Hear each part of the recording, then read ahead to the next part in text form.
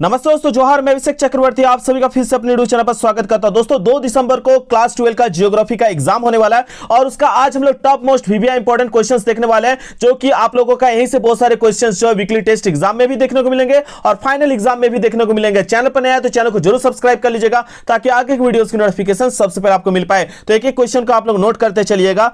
तो दोस्तों देख सकते हैं सेक्शन ए में आप लोग का टोटल 10 क्वेश्चन पूछा जाएगा और हर एक क्वेश्चन के लिए 2 मार्क्स रहेगा, यानी आपका हो गया 20 मार्क्स। और आप जानते हैं नया एग्जाम पैटर्न जो है वो क्या कहता है कि टोटल जो आपका क्वेश्चन पूछा जाएगा ऑब्जेक्टिव का, वो इस बार 30 ऑब्जेक्टिव क्वेश्चन होगा, बाकी जो होगा आपका सब्जेक्टिव क्वेश्चन होगा। ठीक है, तो आप लोग अच्छे से सब्जेक्टिव और ऑब्जेक्टिव दोनों का तैयारी करते जाइए ताकि आप 90 प्लस स्कोर कर सके, क्योंकि इस चैनल के साथ जुड़ के बहुत सारे स्टूडेंट ने ज्योग्राफी और इकोनॉमिक्स, इंग्लिश जितने भी सब्जेक्ट्स है उसमें 90 प्लस स्कोर करके अच्छा मार्क्स किया है, यहां तक कि जिला लेवल पे और स्टेट लेवल पे अपना रैंक ले आ पाए हैं। ठीक है, तो आप भी अगर लाना चाहते हैं तो इस चैनल के साथ जुड़ जाएं और जिस सब्जेक्ट में दिक्कत होती है आप नीचे कमेंट करके जरूर बताएं। तो दोस्तों पहला क्वेश्चन देख सकते हैं, क्या लिखा गया है, निम्नलिखित में से जल किस प्रकार का संसाधन है। तो दोस्तों आप सभी जानते हैं कि जल जो है एक चक्रीय संसाधन है, क्योंकि इसका उपयोग पुनः उपयोग किया जाता है। ठीक है, बार बार इसका उपयोग किया जाता है, तो आपका ऑप्शन नंबर घ जो होगा बिल्कुल करेक्ट हो जाएगा, चक्रीय संसाधन। ठीक है,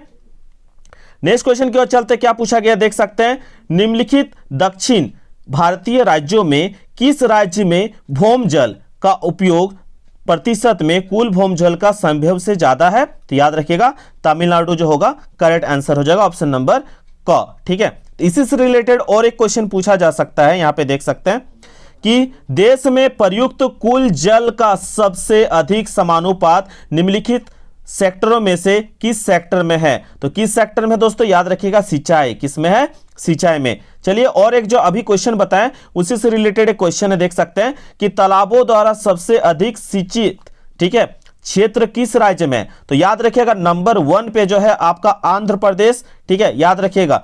तो इसमें से जितना भी ऑप्शंस दिया गया इसमें आपका होना चाहिए, अगर तालाबों द्वारा बोला गया है तो तालाबों द्वारा यहां पे आपका आंध्र प्रदेश करेक्ट होना चाहिए। ठीक है, तो याद रखिएगा इस भारत में जो है कुल तालाबों द्वारा सिंचाई का 20% जो है आंध्र प्रदेश में उपयोग किया जाता है। यहाँ पे आंध्र प्रदेश करेक्ट होगा। पहला में है आपका आंध्र प्रदेश, दूसरा में है आपका कर्नाटका, ठीक है, और तीसरा में है आप याद रखिएगा तमिलनाडु। क्या है, तमिलनाडु। तो इसमें से अगर कोई ऑप्शन ना दिया रहे एग्जाम में, ठीक है, तो याद रखिएगा आप तब तमिलनाडु टिक कीजिएगा, नहीं तो आपका नंबर 1 पे है कौन, आंध्र प्रदेश। नोट कर लीजिएगा। ठीक है, आपका करेक्ट आंसर क्या होगा, आंध्र प्रदेश करेक्ट होगा। ठीक है, कभी कभी आंध्र प्रदेश नहीं देता तो दूसरा नंबर कर्नाटक है, तीसरा तमिलनाडु है, इसको भी आप लोग याद रखिएगा। ठीक, चलिए नेक्स्ट क्वेश्चन की ओर चलते हैं। क्या पूछा गया है, निम्न में से किस वर्ष राष्ट्रीय जल नीति को सूत्रबद्ध किया गया। तो कब किया गया दोस्तों, डेट को याद रख लीजिएगा, 2000। कब दोस्तों, 2000 में। ठीक है, तो यहां पर आपका ऑप्शन नंबर जो होगा 2002 जो होगा करेक्ट हो जाएगा, क नंबर जो होगा ऑप्शन यहां पे आपका करेक्ट हो जाएगा। ठीक है, चलिए नेक्स्ट क्वेश्चन की ओर चलते हैं दोस्तों। हम लोग आगे देख सकते हैं क्या बोला गया, नीरू मीरू संबंधित है। तो नीरू मीरू जो है यहाँ पे ऑप्शन देख सकते हैं, नाम से लग रहा है कोई लड़का लड़की है, राम सीता, या जल और आपसे, या मैं और हमसे। तो दोस्तों यहाँ पे जो ऑप्शंस है उसमें आप फट से लड़का लड़की वाला में अधिकतर का जाएगा ध्यान, लेकिन ये आप लोग गड़बड़ी मत कीजिएगा। ये जो है याद रखिएगा नीरू और मीरू जो है जल और आप जो है कार्यक्रम से संबंधित है। ये नीरू मीरू जल आप कार्यक्रम से संबंधित है, जो 1 मई 2000 याद नोट कर लीजिएगा डेट को, जो 1 मई 2000 ठीक है को जल संरक्षण मिशन द्वारा शुरू किया गया था। ठीक है, ये एक मिशन के तहत शुरू किया गया था, जिसका मतलब होता है जल और आप। ठीक है, नीरू और मीरू का मतलब ऑप्शन नंबर ग करेक्ट होगा। ठीक है, इसको नोट कर लीजिएगा। चलिए आगे क्वेश्चन को देख लेते हैं। भाखड़ा नागल बांध जो है आपका किस नदी पर बनाया गया है, पूछा गया है। तो दोस्तों ये बनाया गया सतलज नदी पर, और किस राज्य में पूछा जाएगा, तो हिमाचल प्रदेश के सतलज नदी पर बनाया गया है।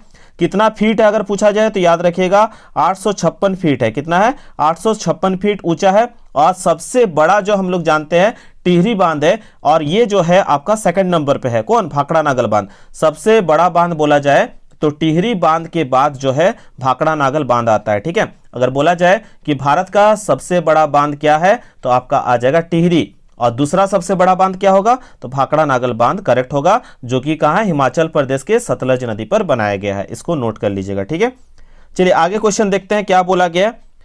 कौन सा राज्य गोंडवाना कोयला के लिए प्रसिद्ध है? तो गोंडवाना कोयला के लिए अपना झारखंड जो है प्रसिद्ध है। आप लोग बताइएगा कि झारखंड में आप लोग किस किस जिले से, नीचे कमेंट करके बताइएगा।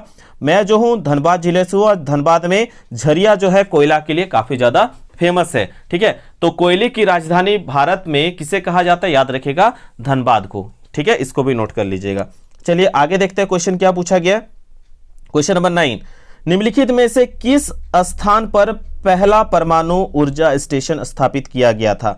तो कौन सा स्थान पर, इसको नोट कर लीजिएगा। 9 नंबर का करेक्ट आंसर होगा, भारत का पहला परमाणु ऊर्जा केंद्र जो है महाराष्ट्र के तारापुर नामक जगह में स्थापित किया गया था। तो तारापुर आपको कहां दिख रहा है? ऑप्शन नंबर घ जो होगा करेक्ट आंसर हो जाएगा। ठीक है, चलिए आगे एक क्वेश्चन देखते हैं। क्वेश्चन नंबर 10, निम्नलिखित में से कौन सा खनिज भूरा हीरा के नाम से जाना जाता है? तो कौन सा खनिज जो है लिग्नाइट को जो है भूरा हीरा के नाम से जाना जाता है, इसको नोट कर लीजिएगा।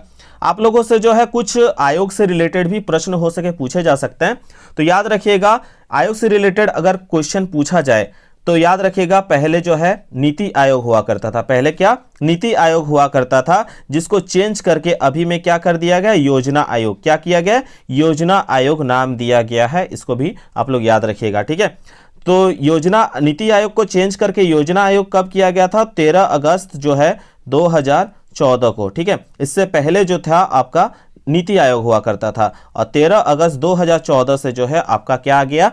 योजना आयोग आ गया है। ठीक है, तो याद रखिएगा 13 अगस्त 2014 को योजना आयोग को खत्म कर दिया गया और इसके जगह पर नीति आयोग का गठन किया गया था। ठीक है, तो चलिए आगे की और क्वेश्चन की ओर चलते हैं। तो आगे की और क्वेश्चन दोस्तों देख सकते हैं, ये आप लोग का है सब्जेक्टिव टाइप का क्वेश्चन। ठीक है, इसमें आपका सब्जेक्टिव में पूछा जाएगा। तो क्या पूछा गया? पहला क्वेश्चन देख सकते हैं कि सिंचाई के लिए जल की मांग क्या है? तो सिंचाई के लिए जल की मांग क्या है? तो सबसे पहले आप जानते हैं सिंचाई किसे कहते हैं? तो फसलों को उगाने के लिए वर्षा जल को अतिरिक्त कृत्रिम उपायों द्वारा मृदा में जो है जल देने की क्रिया को क्या कहते हैं? सिंचाई कहते हैं। हम लोग सिंचाई के द्वारा ही ना अपना फसल उत्पादन के लिए स्टोर करके रखते हैं पानी को। ठीक है, तो ये लिख देना है। और देश में वर्षा स्थानिक समय भिन्नता के कारण कृषि क्षेत्रों में सिंचाई की क्या होती है? आवश्यकता होती है। और खास करके भारत देश जैसे देश में जो है आपका सिंचाई की व्यवस्था काफ़ी ज़्यादा महत्वपूर्ण भूमिका निभाती है। ठीक है, सिंचाई के प्रमुख साधन क्या है? आप लोग नीचे कमेंट करके बताइएगा। चलिए आगे देखते हैं क्या क्वेश्चन पूछा गया। धात्विक और अधात्विक खनिज में क्या अंतर है? ठीक है, तो धात्विक और अधात्विक खनिज में जो है बहुत निम्नलिखित अंतर आप क्लास 10 में भी पढ़े हुए हैं, तो इसका आसानी से लिख सकते हैं। जैसे धात्विक खनिज जो है विद्युत के सुचालक होते हैं, अर्थात ये इनमें विद्युत का प्रवाह सरलता से हो सकता है। धात्विक खनिजों में चमक होती है, इन्हें पॉलिश भी किया जा सकता है। अधिकतर धात्विक खनिज जो है पूर्णतः ठोस अवस्था में ही पाए जाते हैं। ठीक है, कुछ को छोड़ के अपवाद में जैसे धातु जो है चमकीला होते हैं अगर देखा जाए, लेकिन नमक भी चमकीला होते हैं लेकिन वो अधातु होता है। ठीक है, तो यहाँ पे देख सकते हैं अधात्विक खनिज जो है विद्युत का कुचालक होता है, लेकिन ग्रेफाइट अधातु होते हुए भी जो है क्या है? आपका सुचालक है, ये अपवाद में है। ठीक है, तो इनमें से विद्युत का प्रवाह नहीं होता है। यह खनिजों की तरह चमकदार नहीं होती है, बस इसका उल्टा लिख देना आपको। ठीक है, जैसा यहाँ लिखा है उसका उल्टा नहीं लगाकर आपको लिख देना है। लास्ट में लिख दीजिएगा अधात्विक खनिज पदार्थ 3 अवस्थाओं में ठोस द्रव रूप में भी पाए जाते हैं। ठीक है, इसको भी लिख दीजिएगा। और ये अधिकतर किस में पाया जाता है? केवल अधिकतर जो है ठोस में ही पाया जाता है। तो दोस्तों ये था आपका इंपॉर्टेंट क्वेश्चन में से। और एक इंपॉर्टेंट क्वेश्चन आप लोगों को बता दे रहे हैं जो VBI है, ये भी बार बार पूछा जाता है जैक की तरफ से कि कोयला एक महत्वपूर्ण संसाधन है कैसे और कोयले के क्या क्या प्रकार है। तो भारत में शक्ति संसाधनों में कोयला एक अति महत्वपूर्ण संसाधन है। भारत में इसकी 3 किस्में जो है याद रखिएगा।